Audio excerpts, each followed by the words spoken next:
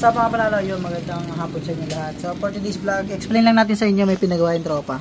So ito kasing ganyang motor, sobrang baba. Ngayon, ang ginawa niya, pinadagdagan niya dito sa shock sa taas ng extension, yung pinakang clamp na nakaganyan. Pinadagdagan niya lang para tumaas yung motor. So yan, tumaas na ulit yung motor niya.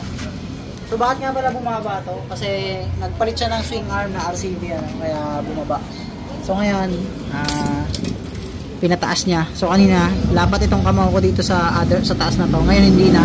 So ganito kalaki yung tinaas niya. So sa lahat na gustong mag lowered naman, sa stock naman, dito naman babawasan niyo yan.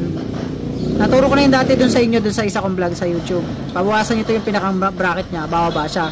So tulad naman ito, ang cost naman sobrang baba. Nagdagdag naman siya sa taas dito. Yan.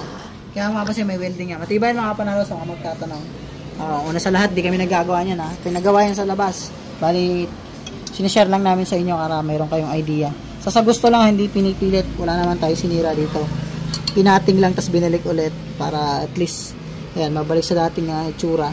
Then, at naitaas yung motor kasi nga, bumaba. Gawa na swing arm. So, solusyon naman pag masyadong mababa yung motor, bili lang kayo ng shock na 210mm. Kasi itong stock natin, 208 yan.